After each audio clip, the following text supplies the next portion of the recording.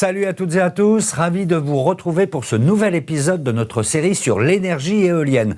Aujourd'hui, on va parler de demain. Quelle place l'énergie éolienne occupera-t-elle en France en 2030 ou en 2050 ? T'as une boule de cristal ? Non, mais j'ai mieux des textes de loi et des études scientifiques. Allez, suivez-moi, on va faire un bond dans le temps. Alors, en avant!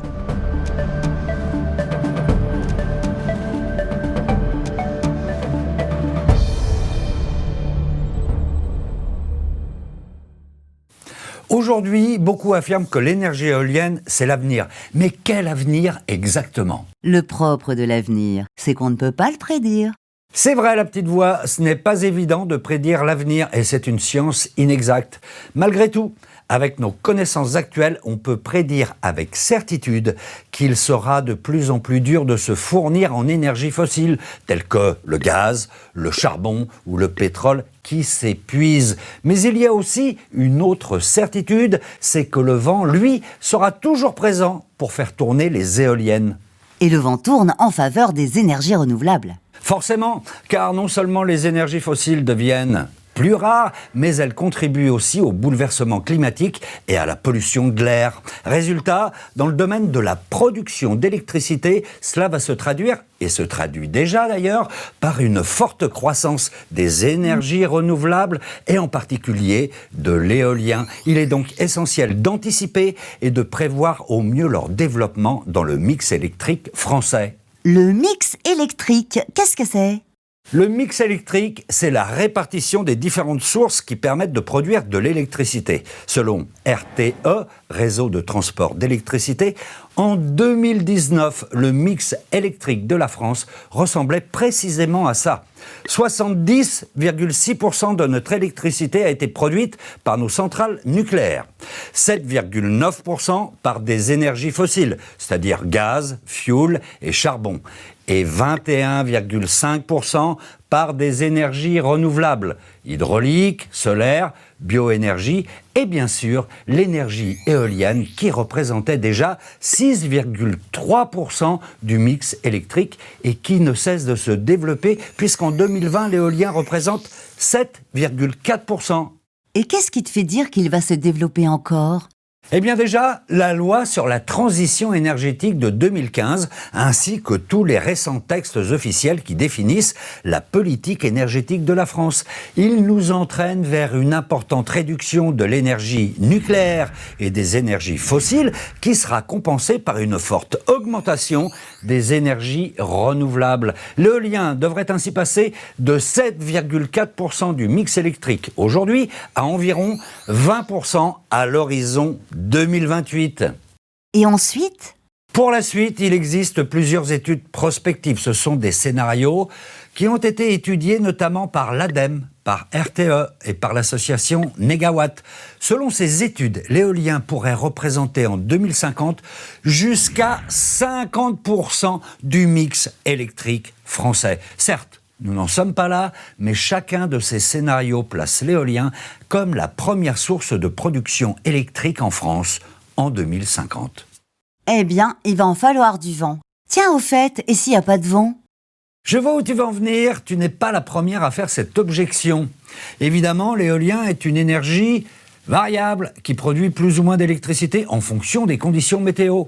Mais pour atteindre les objectifs que l'on vient de voir, le secret se trouve aussi dans le stockage de l'électricité. On m'a toujours dit que l'électricité ne se stocke pas.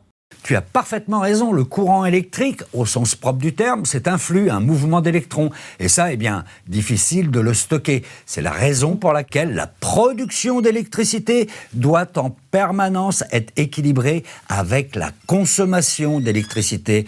En revanche, il existe des moyens de convertir l'électricité en d'autres formes d'énergie que l'on peut stocker. Prenons l'exemple d'un parc éolien.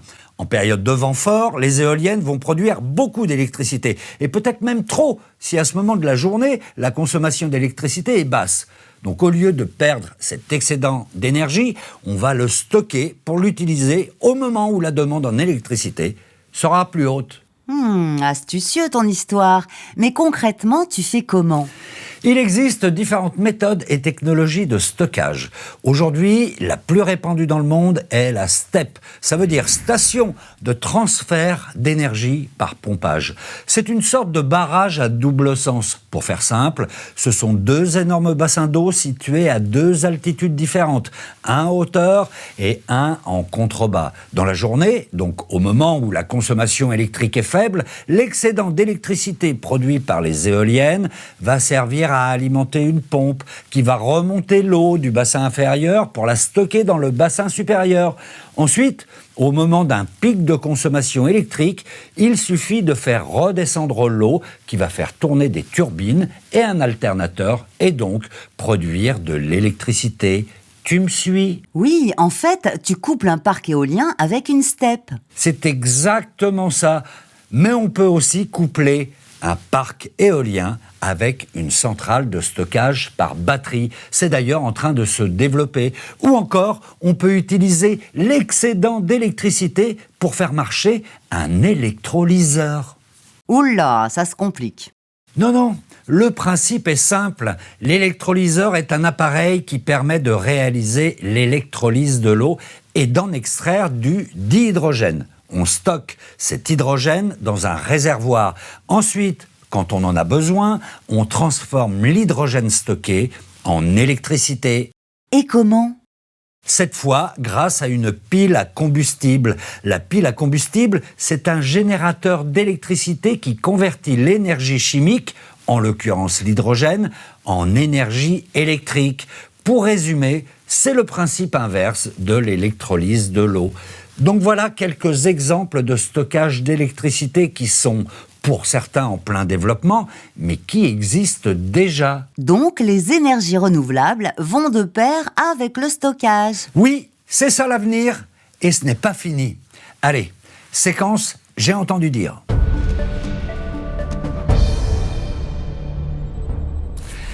Alors, qu'est-ce que tu as entendu dire cette semaine ?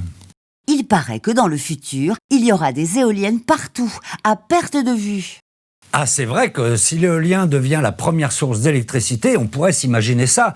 Mais ce n'est pas la réalité. Certes, il faudra installer de nouveaux parcs, mais surtout on va augmenter la production des parcs existants en installant des éoliennes de nouvelle génération plus performantes, adaptées à des vents plus faibles et donc plus productives. En clair, à l'avenir, il faudra moins d'éoliennes pour produire une même quantité d'électricité et même davantage d'électricité.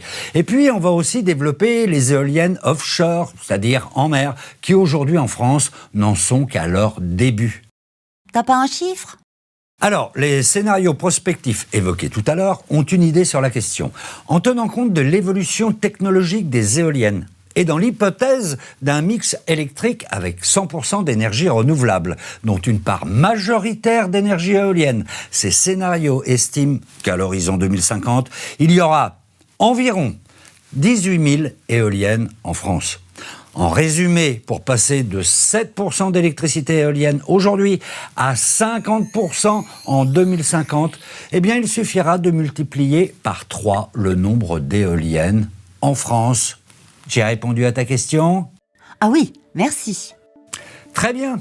Et si vous voulez en savoir plus sur le sujet, je vous renvoie aux autres épisodes de notre série sur l'énergie éolienne. Je vous dis à bientôt pour de nouvelles aventures. Ciao !